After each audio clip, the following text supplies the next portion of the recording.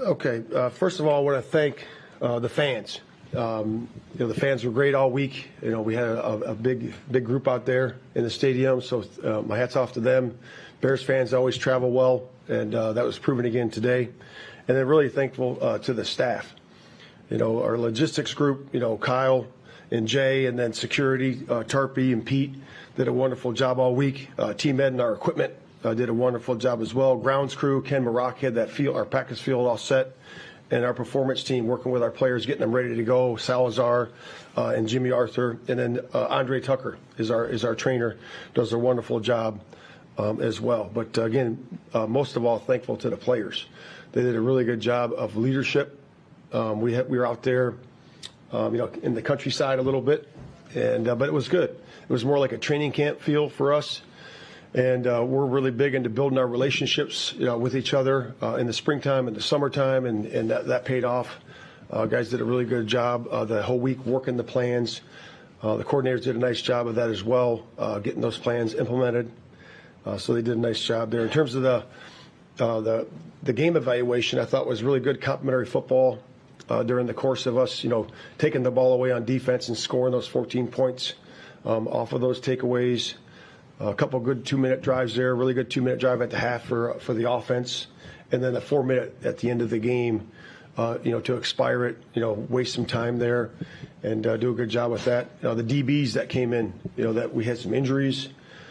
The DBs that came in there, Blackwell came in the middle of the game for Kyler.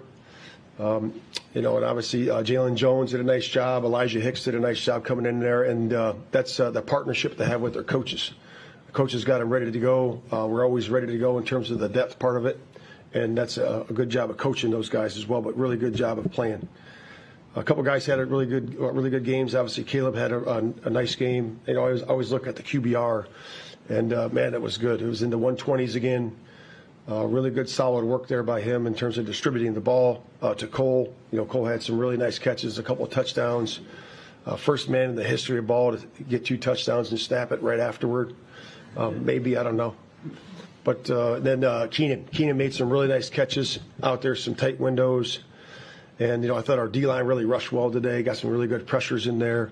Linebackers, those guys are always playing hot, so it's a good day by all of them. And then working into the bye week, so we got the bye week here. Guys will come in, we'll evaluate this game, get it all cleaned up. And those guys really need to do a good job of taking care of their minds, their bodies, and their spirits to come back for our next rack of games that we have leading into this schedule. So with that, I'll take questions. Matt, how important was it for Caleb and for you guys as a team for him to continue that progress that he's been making and that momentum that he's had? Yeah, it's always good, right? That's consistency. You make the progress and you want it to be linear, but it's not always that way. But we feel that, he took a step in the right direction. Our football team took a step in the right direction of playing that complementary football and him being able to distribute the ball and operate.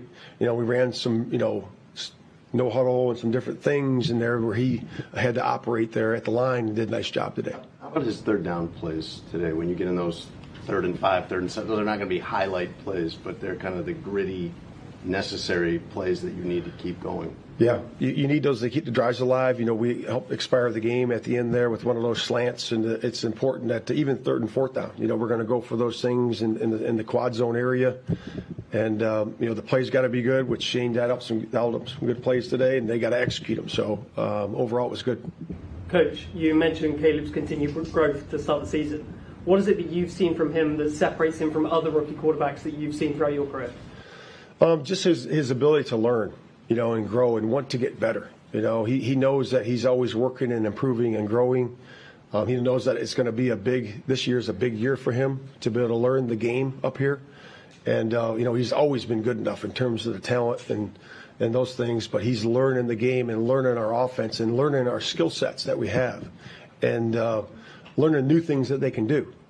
So there's a lot. Our guys have wide skill sets, so we want to utilize those guys' skill sets to be able to widen that so we can really expand our offense as we go through the year. So he's doing a good job with that. Coach, how is Kyler Gordon? Kyler's, so I'll go back to the injury report. So we reported a couple. So we got Kyler Gordon's hamstring, so he ended up feeling a hamstring right there in one of those plays in the second half. And like I said, Blackwell did a nice job coming in, and then our long snapper Scott Daly's got a knee, so we'll see where that is as well as we get back to Hallis Hall tomorrow. Kyler seemed like he was moving around okay after the game. Is your early impression of that it's minor? We'll see. I'm hopeful that's what it is. I am. Kyler's a really good player for us. He plays at the hot spot for us at the nickel. So, yeah, we're hopeful. Keenan Allen, I mean, the stat line aside, the production aside, the role he played, the effect he had in your passing game, is that what you envisioned when you guys brought him in? Yeah, we've all seen it, right? He's had a long career. He's made a lot of plays. He's always open, that guy, right? I've tried to double cover him in front, behind, sideways. It doesn't work. He's always open, so he's an exciting player. Coach, you mentioned the I'll come back to you. Sorry, Coach, you mentioned the fans there at the beginning, and there was definitely the feel of a home game out there with the atmosphere and the noise.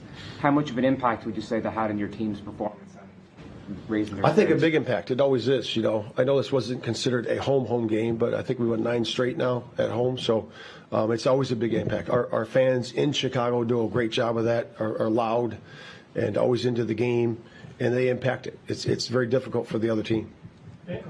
Brian Thomas has had an impressive start to his rookie career, but he had 3 catches today. Mm-hmm. How did you manage to neutralise him so effectively?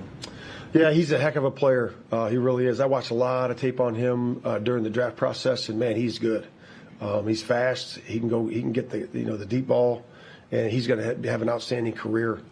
For himself and for the Jags. So he's exciting to watch, and in terms of the 3 catches, that's NFL ball, right? That's the way it goes sometimes. And is there a difference between Josh Blackwell coming in a pinch and Cole Kmet coming in a pinch like he did? Because Josh does that all week, and Cole probably not very much. Is that from your perspective? Is that a little bit of a different? Is there a different? Yeah, Cole. We practice that every Thursday. He gets the short snaps and long snaps every Thursday. It's part of our routine that we have because he is the backup. So he does a good job with those guys.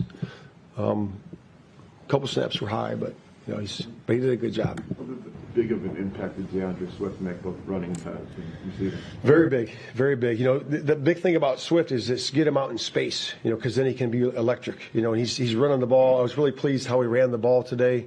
I think it was in the 5s, and I think their run average was in the low 4s, I believe. So it was both good on both regards in terms of the average.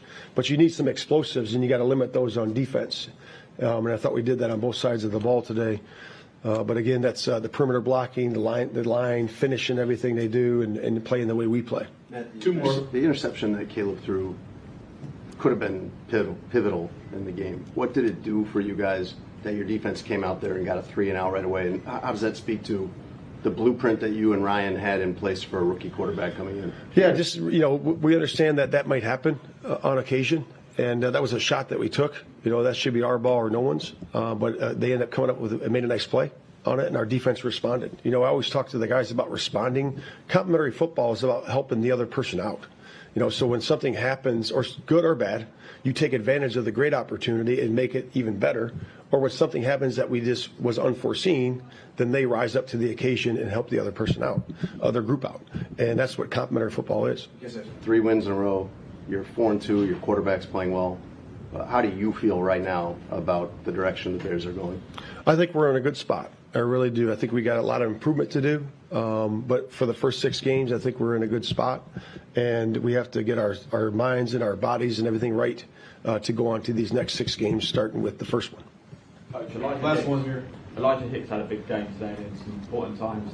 How important is it to have a character like that in the defense? It's great. It's great. You have a guy that's in a backup role that's working his butt off on special teams, and then he gets his opportunity, and then you see him perform like that. Even Blackwell, Jalen Jones, all those guys. It's always good to see that because they're working at it just like everybody else. And when they get their opportunity and they seize that opportunity and play well, it's always fun to see. Thank you.